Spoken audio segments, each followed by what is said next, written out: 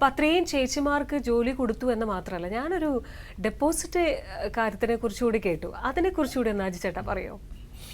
ഇവരെ ആദ്യ കാലത്ത് സാലറി കൊടുത്തു വിടുമായിരുന്നു, കുറച്ച് ഫുള്ള് ഡെയിലി കൊടുക്കുമായിരുന്നു. ഡെയിലി കൊടുക്കുമ്പം അവരത് പിന്നെ അവരുടെ ഒരു കുറേ നാളുകൾക്ക് ശേഷം ഒരു സേവിങ്സ് ആയിട്ടൊന്നും പിന്നെ ഒരു ആവശ്യം വരുമ്പോൾ പൈസ ഇല്ല എന്ന് തോന്നി. അപ്പോൾ ജാസ്മിൻ ഇങ്ങനെ പറഞ്ഞ് നമുക്കൊരു പണി കാണിക്കാം, പോസ്റ്റ് ഓഫീസിൽ ഒന്ന് ഞങ്ങൾക്ക് സേവിങ്സ്, ഞങ്ങൾക്കൊന്ന് ചെറിയ സേവിങ്സ് ഉണ്ട്, അപ്പോൾ ഇവരെ ഞങ്ങൾ ഉൾപ്പെടുത്താമെന്നും പറഞ്ഞുകൊണ്ട് ഞങ്ങൾ പോസ്റ്റ് ഓഫീസ് സേവിങ്സിലേക്ക് ഇവരെ ആദ്യം ഇവർക്ക് ഇച്ചിരി മടിയുകയായിരുന്നു, എങ്ങനെ ബാക്കി കാര്യങ്ങൾ വീട്ടിൽ പൈസ കൊണ്ടുപോയില്ലെങ്കിൽ എങ്ങനെയാണെന്ന് പറഞ്ഞു. അപ്പോൾ ജാസ്മിൻ വെച്ചിട്ട് കടമിട്ടതും പിടിച്ചു, നമുക്കത് ചെയ്യണം, അല്ലെങ്കിൽ നമുക്ക് ഇങ്ങനെ ഇവിടെ ജോലി ചെയ്തിട്ട് നമുക്ക് ഒന്നും മിച്ചം ഉണ്ടാവില്ല, കിട്ടുന്ന പൈസ അങ്ങ് തീർന്നു പോകും. ആ ഒരു ചിന്തയിൽ നിന്നാണ് ഇങ്ങനെ ഈ പോസ്റ്റ് ഓഫീസ് സേവിങ്സ് ചെയ്യാൻ പഠിപ്പിച്ചു. ഒരു 5 വർഷത്തോളൊക്കെ ആദ്യം കുറച്ച് പേരാണ് ചേർന്നത്. 5 വർഷമൊക്കെ ആകുമ്പോൾ ഇവർക്ക് നല്ലൊരു എമൗണ്ട് ഒന്നിച്ച് കൈ കിട്ടി, ഇൻട്രസ്റ്റ് ചെയ്തും കിട്ടി. അപ്പോൾ അത് അവർക്ക് പിന്നീട് പുതിയ ആൾക്കാർ ചേരാനും ഈ 1 എന്നുള്ളത് അവർ 2, 3, 4 ശരിക്കും ഉണ്ട്. ഇപ്പം ജാസ്മിനോട് ചോദിച്ചാൽ കൃത്യം അതിനെല്ലാം എല്ലാം ജാസ്മിനെ കൈകാര്യം ചെയ്യും. ജാസ്മിൻ എൻ്റെ ബാലൻസ് പറയും. അവർക്ക് നല്ലൊരു അല്ലേ? അതെ, അവർക്ക് കാരണം ഇങ്ങനെ സൂക്ഷിച്ച നമ്മുടെ കയ്യിലിരുന്ന പൈസ മുഴുവൻ ചിലവായി പോകും. പിന്നെ ഇങ്ങനെ സൂക്ഷിക്കുന്ന പൈസ അവർക്കൊരു പ്രാവശ്യം കിട്ടിക്കഴിയുമ്പം കൂടുതൽ സന്തോഷമാണ്, ഒരുമിച്ചൊരു തുകയായിട്ട്. അപ്പോൾ അവർ വീണ്ടും ഇച്ചിരി വലുതേ കൂടുകയുള്ളൂ ആ കൂടിയതിനേക്കാളും. പിന്നെ അത് പതുക്കെ 2 വർഷം 3 വർഷമൊക്കെ ആകുമ്പോൾ തന്നെ അടുത്ത ഒരെണ്ണം കൂടി ഒരു കൂടിയിടും.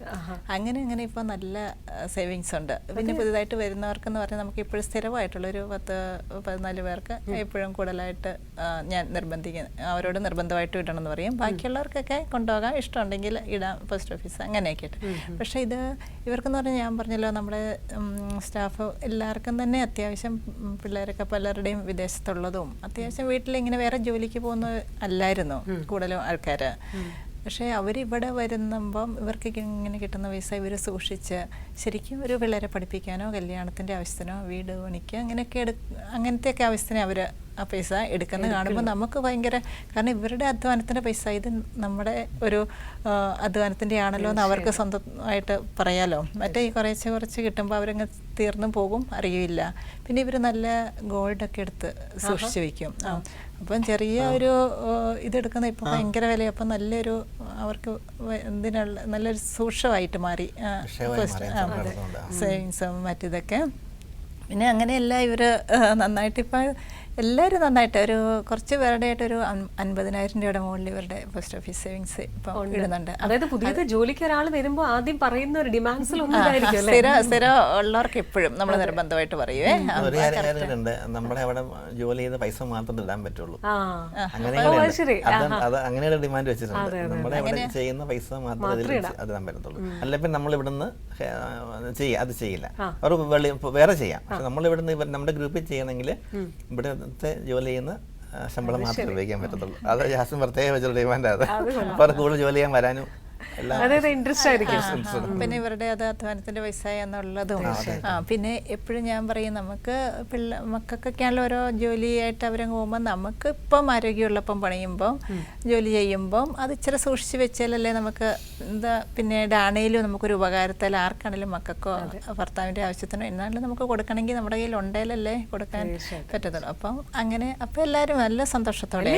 വലിയ കാര്യമാണ്. ഞാനത് നമ്മൾ ഫൈനലിലേക്ക് എത്തുന്നതിന് മുമ്പ് ഒരു ചോദ്യം ചോദിക്കണം എനിക്ക് അജി ചേട്ടനോടും ജാസ്മിൻ ചേച്ചിയോടും. ഇന്ന് പാര മേക്കപ്പ് ഇട്ട് കൊടുത്തത് തനിയിടോ? എന്താണ് അവസ്ഥ? ഈ ഒരുങ്ങലൊക്കെ എങ്ങനെയാണ്? സാധാരണ ഞാൻ തനിയാണ്. ഇന്ന് ഇവിടെ അല്ല, സ്വാഭാവികമായിട്ട് നമ്മൾ ചോദിച്ചോ ഈ മാല സെലക്ട് ചെയ്ത് കൊടുക്കുന്നത് ഏകദേശം ഉണ്ട്.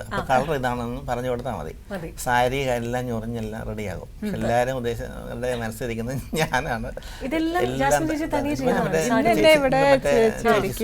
തന്നെയാണ് ഇതെല്ലാം ഇവിടെ പോകുമ്പോഴും അതിന്റെ ഇറക്കം മാത്രം പറഞ്ഞു കൊടുത്താൽ വേറെ ഒന്നും ചെയ്യേണ്ട. ഈ സാരി എടുക്കുമ്പോഴത്തേക്ക് ഇതിന്റെ കളറ് കാര്യങ്ങൾ ഇഷ്ടത്തിന് സെറ്റ് ചെയ്ത് വെച്ചേക്കും. അത് അല്ല സാരി എടുക്കുമ്പോഴെന്ന് പറഞ്ഞാൽ നമ്മൾ കടയിൽ പോകുമ്പോൾ ഞാൻ എനിക്കിഷ്ടമുള്ള ഇതാണ്. എൻ്റെ കൂടെ എൻ്റെ ചേച്ചിമാരോ അല്ലെങ്കിൽ അജിയുടെ ചേട്ടൻ ചേച്ചിമാരോ ആരെങ്കിലും വരും. അപ്പോൾ എൻ്റെ വീട്ടുകാരും അതുപോലെ 100% സപ്പോർട്ടാണ്.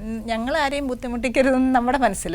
പക്ഷേ ഞങ്ങൾക്ക് എവിടെയെങ്കിലും ഒരു പുറത്ത് ഹോസ്പിറ്റലിൽ പോകണമല്ലോ. ഇന്ന് ഞങ്ങളുടെ കൂടെ എൻ്റെ ചേച്ചിയുടെ ചേട്ടനും അജിയുടെ ചേട്ടനും 2 ചേട്ടന്മാരുണ്ട് വന്നിട്ട്. അപ്പോൾ അവർ എപ്പം എൻ്റെ ഞങ്ങളുടെ 2 വീട്ടുകാരും ഏത് ആവശ്യത്തിനും ഹോസ്പിറ്റലിൽ പോകണമല്ലോ എവിടെ ഷോപ്പിങ്ങിന് പോകണമല്ലോ ചോദിച്ചാൽ ഒരിക്കലും ബുദ്ധിമുട്ടാന്ന് ഇതുവരെ പറഞ്ഞിട്ടില്ല ഇത്ര വർഷങ്ങളായിട്ട്. ഒരുപാട് സന്തോഷം. ശരി, ഇനി ഇതില് ഏറ്റവും ഹൈലൈറ്റ് എന്ന് പറയുന്നത് ആ ഒരു അപ്പത്തിൽ നിന്ന് അല്ലേ, ചെറിയ കുഞ്ഞു അപ്പത്തിൽ നിന്ന് തുടങ്ങിയ ഒരു യാത്രയാണ്. ഇന്നിപ്പോ എത്ര പ്രോഡക്റ്റാന്ന് ചോദിച്ചാൽ അതെനിക്ക് തോന്നുന്നു ജാസ്മിൻ ചേച്ചി തന്നെ പറയട്ടെ, എത്ര പ്രോഡക്റ്റിൽ എത്തി നിൽക്കുകയാണ് ചേച്ചി? നെയ്യപ്പത്തിലാണ് ആരംഭിച്ചത്. അത് കഴിഞ്ഞ് പിന്നെ പതുക്കെ അവലോസപൊടി അവലോസുണ്ടായി. പിന്നെ കൊറോണയുടെ കൊറോണ വന്നു കഴിയുമ്പോൾ നമ്മുടെ യൂണിറ്റ് സ്വാഭാവികമായിട്ട് അടച്ചിട്ടുണ്ട്. അപ്പോൾ നമുക്ക് അന്ന് ആ സമയത്ത് ഞങ്ങൾ മറ്റു പ്രൊഡക്റ്റിനെ പറ്റി അധികം ചിന്തിക്കാൻ സമയം, കാരണം അത്യാവശ്യം ഓർഡർ ഉണ്ട്. അന്നേരം പള്ളി അടച്ചു, കടകളെല്ലാം അടച്ചുപോയി കഴിഞ്ഞപ്പോൾ നമുക്കൊരു അരി ബാലൻസ് ഇരിപ്പുണ്ട്. അപ്പോൾ അത് മിഷനറി എല്ലാം നമുക്കുണ്ട്. നമുക്ക് പൊടികൾ അരിപ്പൊടി തുടങ്ങാമെന്ന് തീരുമാനിച്ചു. അരിപ്പൊടി ആൾക്കാരെല്ലാം പുറത്ത് പോകുമ്പോൾ വീട്ടിൽ വന്ന് മേടിക്കാൻ തുടങ്ങി. അങ്ങനെ ആയപ്പോൾ പിന്നെ അത് സ്റ്റീം ബേഡ് പൊട്ടുപൊടിയായി, പിന്നെ ഗോതമ്പ് പൊടിയായി. അപ്പോൾ അങ്ങനെ ഞങ്ങൾ ഐറ്റം കൂടി പോയത്. അപ്പോൾ പിന്നെ അത് നമ്മൾ ഈ കൊറോണ മാറി കഴിഞ്ഞപ്പം ഈ കൊറോണ വന്ന് ഞങ്ങൾക്ക് ഒരു അനുഗ്രഹമായി മാറുകയും അതിനോട് പ്രോഡക്റ്റിന്റെ എണ്ണം വർദ്ധിക്കാൻ പറ്റും. എണ്ണം കൂടി ഇപ്പം ഏകദേശം മല്ലിപ്പൊടി, മുളക് പൊടി അങ്ങനെ ആയിട്ട് നമ്മൾ ഒത്തിരി ബൾക്കായിട്ട് ചെയ്യുന്നില്ല. പക്ഷെ നമ്മുടെ ആ പ്രദേശത്തെല്ലാം കൊടുക്കാമെന്നുള്ള ഇത് ചെയ്യുന്നുണ്ട്. കുറേ കടകളിലും കൊടുക്കുന്നുണ്ട്.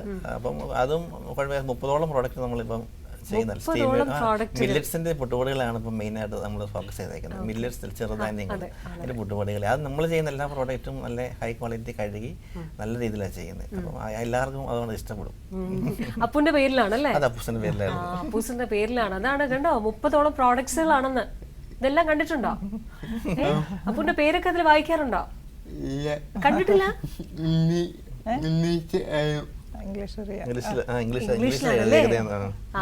അപ്പൊ എന്തായാലും ഒരുപാട് സന്തോഷം. ആ ഒരു 30ഓളം പ്രോഡക്റ്റുകൾ എന്നുള്ളത് ഇനിയും പ്രദേശവാസികൾക്ക് മാത്രം പോരല്ലോ.